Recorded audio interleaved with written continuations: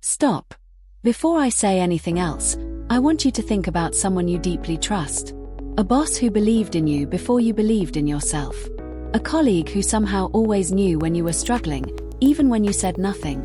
A friend who could sense the exact words you needed to hear. Now answer me this honestly. Could any AI, no matter how advanced, have been that person for you?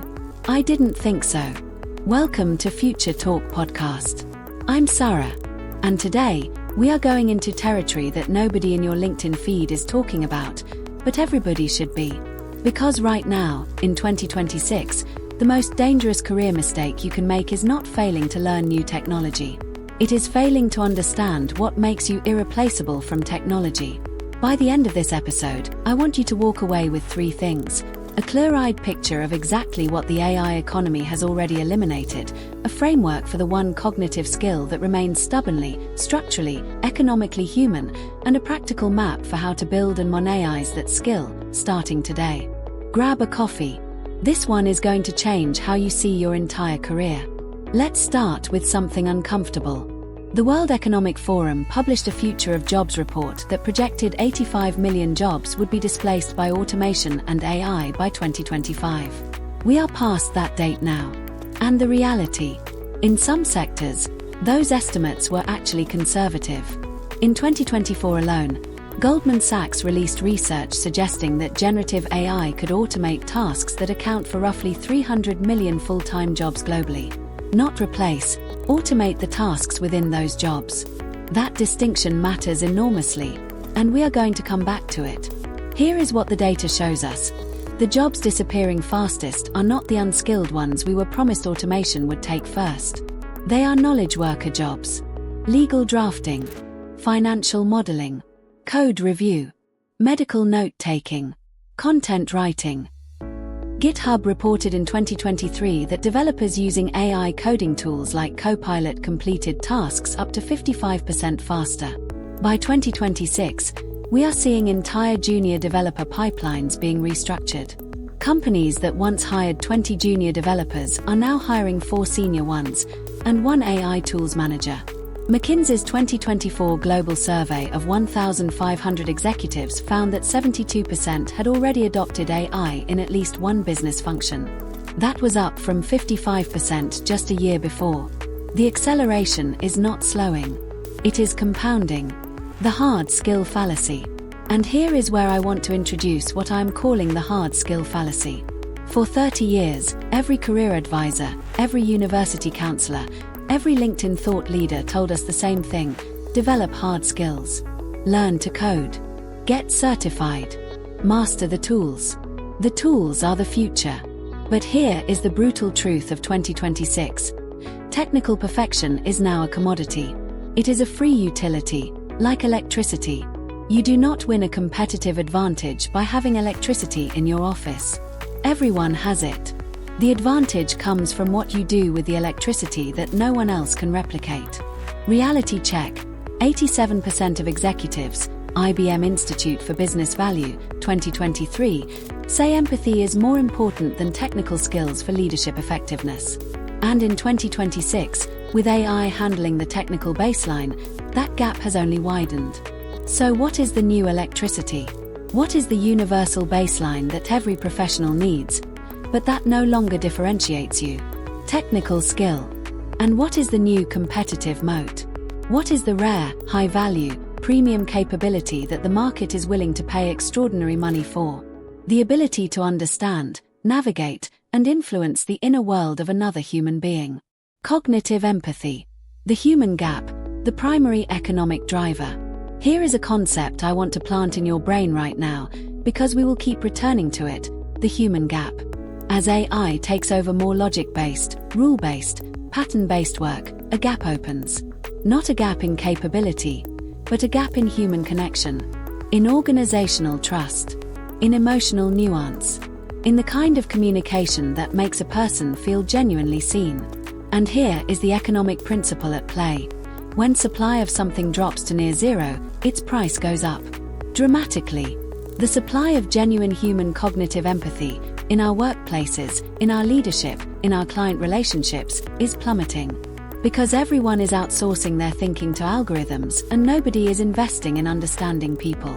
Which means the people who develop this skill, they are walking into a seller's market. Okay, let's get precise. Because empathy is one of those words that has been used so loosely, it has almost lost its meaning. When I say cognitive empathy, I'm not talking about feeling sorry for someone. I am not talking about being nice, or being emotionally supportive, or being a good listener, although those things matter. Cognitive empathy is the ability to accurately map another person's mental state. To understand, with precision, how someone else is thinking, what they are prioritizing, what they fear, what they want, and why they are behaving the way they are, even when they cannot articulate it themselves. Cognitive empathy is not feeling what another person feels. It is knowing what another person thinks. And that distinction is everything. Simon Baron-Cohen, the Cambridge psychologist who has done some of the most rigorous research on empathy, defines it as the ability to identify what someone else is thinking or feeling, and to respond to their thoughts and feelings with an appropriate emotion. The key word there is identify. This is a cognitive act, a skill, something that can be trained. And here is why AI cannot replicate it. Large language models are extraordinarily good at pattern matching. They can identify sentiment in text. They can generate emotionally appropriate language. But they cannot do what happens in a real human interaction. They cannot read the micro-hesitation before someone says yes. They cannot sense that the real objection is not the one being stated. They cannot feel the shift in energy in a room when trust breaks. The 3 pillars of cognitive empathy. I have broken cognitive empathy down into 3 distinct, learnable pillars. I call this the CEF, the Cognitive Empathy Framework. Pillar 1. Perspective architecture. This is the ability to construct an accurate mental model of how another person sees the world, not how you think they should see it, but how they actually do. This involves understanding their context, their history, their incentives, their fears, and their definition of success. Here is a real-world example. In 2019, Satya Nadella was asked in an interview what had most transformed Microsoft's culture under his leadership. He did not say technology. He did not say strategy. He said empathy. Specifically, he described how shifting from a know-it-all culture to a learn-it-all culture, which required leaders to genuinely try to understand employees' and customers' perspectives, had been the engine of Microsoft's turnaround from a stagnating company to one of the most valuable on earth. Perspective architecture is why the best negotiators in the world, trained by the FBI, by elite law firms, by international peace mediators, spend more time mapping the other party's mental model than preparing their own arguments. Because once you know how someone sees the world, you know how to move them. Pillar 2. Emotional cartography. This is the ability to read the emotional landscape of a conversation in real time, and to adjust your approach based on what you are reading. Not reacting to emotions. Navigating them. Harvard Business School professor Amy Cuddy spent years studying what makes people trust and like each other quickly. Her research found that we judge people on 2 axes. Warmth, do they care about me? And competence, can they deliver? And critically, warmth is assessed first. If someone reads you as cold, no amount of demonstrated competence will fully recover the relationship. Emotional cartography is the skill of reading where someone is on that warmth competence grid and calibrating your communication accordingly. This is why some leaders can walk into a room of anxious employees and leave 40 minutes later with a team that feels genuinely reassured. They are not lying. They are reading the room and responding to what the room actually needs. Pillar 3. Resonant language adaptation. This is the most tactical of the 3 pillars, and the most immediately learnable. It is the ability to translate your ideas into the specific language, metaphors, and frameworks that resonate with the person you are talking to, not the ones that make sense to you. When Jeff Weiner was CEO of LinkedIn, he was known for an unusual practice. Before any important presentation or negotiation, he would write a 1-page document from the perspective of the other party. Their goals, their constraints, their language. Not his pitch. Their reality. Then he would build his communication from that foundation. Resonant language adaptation is why the same idea, delivered by 2 different people, produces 2 completely different outcomes. The idea is identical. The human translation is everything. The argument you will hear, and why it is wrong. Now, I know what some of you are thinking. You have used ChatGPT. You have maybe had a conversation with Claude or Gemini that felt surprisingly human. You might be thinking, Sara, AI is already pretty emotionally intelligent. It says empathetic things. It validates my feelings. Is it not possible that in 2-3 years, the gap closes? I want to take this objection seriously, because it is not dumb. It is actually the most important question in the whole conversation. Here is my answer. AI can simulate the outputs of empathy. It cannot perform the cognitive act of empathy. And that distinction is where your career lives. An AI can generate the sentence "I understand" that must be really difficult for you. A cognitively empathetic human knows whether to say it, when to say it, whether it will land as genuine or patronizing, and what the real underlying need is that the sentence is trying to address. Gary Marcus, one of the most respected AI critics and cognitive scientists alive, has argued consistently that current large language models, including the most advanced ones, lack genuine situational understanding. They are, in his words, mile wide and inch deep. They can produce contextually appropriate language because they have seen billions of examples. But they are not modeling your mental state. They are pattern matching to your text. And in high-stakes human interactions, a salary negotiation, a crisis conversation with a client, a team about to fall apart, a partnership on the edge, the difference between real cognitive empathy and simulated empathy is not subtle. It is the difference between the deal closing and not closing, between the team holding together and fragmenting, between the client staying and leaving. The Turing Trap. When good enough becomes a liability. There is a dangerous middle ground that I call the Turing Trap. This is when people start using AI-generated responses for human interactions because they are good enough, and then wonder why their relationships are getting shallower, why client trust is eroding, why their team feels managed but not led. A 2023 MIT study on AI-assisted communication found something fascinating. When people used AI to help write their emails and responses, their communication quality, as judged by recipients, actually improved in the short term. Clearer sentences, better structure, fewer errors. But over longer relationships, something else happened. Recipients started to feel a vague sense of distance, of inauthenticity. Trust scores dropped over 6 months, even though message quality scores remained high. This is the Turing Trap. AI can make your words better while making your relationships worse. Cognitive empathy is the antidote.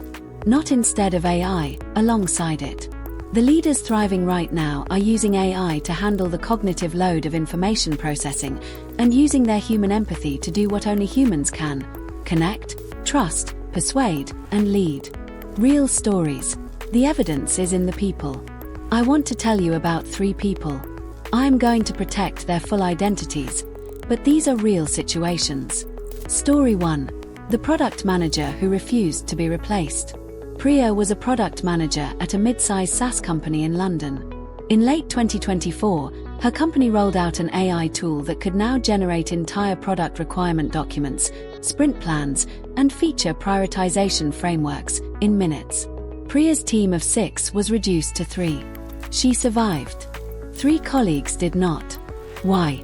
I spoke to her manager, who put it simply.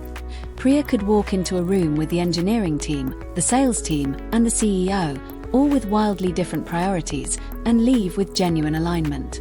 Not forced agreement. Real alignment. She could map each person's mental model so accurately that she could translate between them in real time. The AI gave us the documents, her manager told me. Priya gave us the decisions. She has since been promoted twice and is now leading a team of AI implementation specialists, precisely because she understands the humans those systems need to serve. Story 2. The sales leader who doubled revenue in an AI-saturated market. Marcus leads enterprise sales at a cybersecurity firm. His competitors had adopted AI sales tools, personalization engines, automated outreach. His conversion rates going up.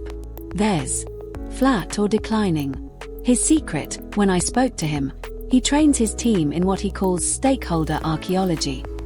Before any major client meeting, his team maps every single person in the room, their professional pressures, their personal career goals, what a failed project will mean for them individually, what winning looks like on their terms specifically, not the company's terms.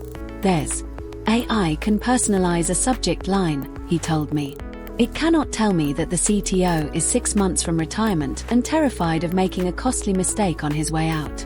That changes everything about how I pitch. His team closes at a rate 40% above industry average. In 2025, with AI supposedly disrupting sales, his revenue doubled. Story 3. The leader who rebuilt a broken team. Elena took over a product division that had just gone through a failed AI transformation project. Morale was at rock bottom. Trust in leadership was gone. 3 top engineers had already resigned. She did something unusual. She did not bring in a consultant. She did not run an all-hands with a slide deck. For her first 4 weeks, she held individual 30-minute conversations with every single person on the team, 37 people. She asked one question: what does a good day at work feel like for you? Then she mapped the answers. Not looking for common themes to put in a strategy document. Looking for the specific emotional needs of each individual. And then she built her leadership approach to speak to those needs, individually, in how she gave feedback, structured meetings, celebrated wins, handled conflict. Within 6 months, the team had rebuilt. Within a year, they had shipped 2 major products. 2 of the 3 engineers who resigned came back. Elena did not have a special algorithm. She had an extraordinary ability to map other people's mental states. And she used it deliberately. The practice: this is not soft, it is a discipline. Okay, let's get practical. Because I am not here to make you feel inspired and then leave you without a plan. Cognitive empathy is a skill. Skills are built through deliberate practice. Here is where to start. Practice 1. The pre-meeting mental model exercise. Before any important meeting, a negotiation, a difficult conversation, a client presentation, spend 10 minutes on this. Write down: what does this person want to be true by the end of this conversation? What are they afraid of? What does success look like for them personally, not just professionally? What is the one thing they are unlikely to say out loud but is probably driving everything they do? This is not therapy. This is strategic intelligence. The more accurately you can answer those 4 questions before walking in, the more effectively you can communicate. Chris Voss, the former lead FBI hostage negotiator and author of Never Split the Difference, teaches that the most powerful thing you can do in any high-stakes negotiation is to understand the other side better than they understand themselves. He calls it tactical empathy. I call it cognitive empathy. The principle is identical. Practice TWO. The emotional temperature check. At the start of any important conversation, before diving into content, spend 60 seconds reading the emotional temperature of the person or room. Ask yourself, what emotional state is this person in right now? Where is their attention? Are they anxious, distracted, defensive, open? And then, this is the critical part. Respond to where they actually are, not to where your agenda needs them to be. This is what distinguished leaders do instinctively. They do not start presenting until they know the room is ready to receive. They take 60 seconds, sometimes less, to recalibrate based on what they are reading. Practice 3. The resonance audit. Once a week, review 3 communications you sent: an email, a Slack message, a conversation. For each one, ask: did I communicate in the language, the metaphors, and the frame that this specific person uses and responds to? Or did I communicate in my language? When I say language, I do not mean literally a different tongue. I mean the conceptual vocabulary. A finance person thinks in risk and return. A designer thinks in experience and flow. An engineer thinks in systems and constraints. The same idea, framed in someone's native conceptual vocabulary, lands completely differently than in yours. Practice 4. The radical listening protocol. This one is uncomfortable. For the next 30 days, commit to this rule. In any conversation where you feel the urge to respond, pause. And instead of responding, ask one more question. not to delay, to understand more. Research from Harvard Business School found that people who ask more questions, specifically follow-up questions, are rated as significantly more likable and intelligent by the people they are talking to. Not because they say smarter things, because they make the other person feel heard. And feeling heard is the precondition for trust. And trust is the precondition for everything that matters. In a career, practice 5. The daily perspective rotation. Every day, pick one person in your professional world, a colleague, a manager, a client. Spend 5 minutes deliberately inhabiting their perspective. Not sympathizing. Modeling. What is their day like right now? What pressures are invisible to everyone else? What would make tomorrow better for them? What do they need from the people around them that they are not getting? This is not altruism. It is intelligence gathering. Over weeks and months, you will develop a richness of social cognition that becomes genuinely rare and genuinely powerful. Monetising the last human skill. Now let's zoom out and talk about your career architecture. Because understanding cognitive empathy is one thing. Positioning yourself as someone who has it, and making sure the people who make decisions about your career know you have it, is another. Here is the strategic reality. The roles commanding premium compensation in 2026 are not the roles that require the most technical complexity. They are the roles that sit at the intersection of human judgment and high-stakes decisions. Chief Experience Officers, Enterprise Account Executives, Organizational Development Leaders, Executive Coaches, AI Ethics and Implementation Leads, roles where you are literally translating between the machine and the human. LinkedIn's 2025 Workplace Learning Report named empathy the #1 soft skill driving career advancement. Not communication, not leadership, empathy. Deloitte's research on leadership effectiveness found that leaders rated high in empathy by their teams were 12 times more likely to be rated high-performing overall. Not twice as likely, 12 times. So how do you position this? First, make it visible. The work of cognitive empathy is invisible by nature. It happens in conversations, in decisions, in the way trust builds. Start naming it. In performance reviews, in project retrospectives, in LinkedIn summaries. Use the language. I identified stakeholder needs and translated between technical and business perspectives. I navigated a high-conflict client relationship by mapping their underlying concerns. I rebuilt team trust following a period of organizational change. Second, build the track record. Volunteer for the assignments nobody else wants, the difficult client, the cross-functional conflict, the team that is underperforming and nobody knows why. These are empathy laboratories. Do the work. Document the outcomes. Third, find a mentor who has this. Not a technical mentor. A relationship architecture mentor. Someone who has built an extraordinary career on the back of their human intelligence. Study how they operate. Ask them specific questions about specific situations. Learn their mental models. The final message. We are almost out of time, and I want to leave you with something that I think about a lot. There has been a quiet terror running through professional conversations for the last 3 years. A fear that something fundamental is being taken. That the skills people spent decades building are being rendered obsolete by a technology that does not sleep, does not get tired, does not need a salary, and does not make the kinds of small human mistakes that used to be the price of being human. And some of that fear is real. Some things are being displaced. Some roles are disappearing. I will not minimize that. But here is what I want you to carry out of this episode. The displacement is not uniform. It is selective. AI is extraordinarily good at the parts of work that can be reduced to pattern, logic, and data. It is extraordinarily poor at the parts of work that require genuine comprehension of another human being's inner world. The robots are not coming for your humanity. They are coming for your routines. And there is a difference. Your cognitive empathy, your ability to map mental states, to read emotional landscapes, to speak in the resonant language of the person across from you, that is not a soft skill. It is not a nice to have. In 2026, in the economy we are actually living in, it is the hardest skill there is. Because machines cannot learn it. And most humans are not practicing it. which means the people who do. The people who treat their empathy as a discipline, who practice it deliberately, who build it into their professional identity. Those people are not competing with AI. They are doing what AI cannot. And the world will pay handsomely for that. I'm Sara. This has been Future Talk Podcast. If this episode sparked something for you, share it with one person in your life who needs to hear it.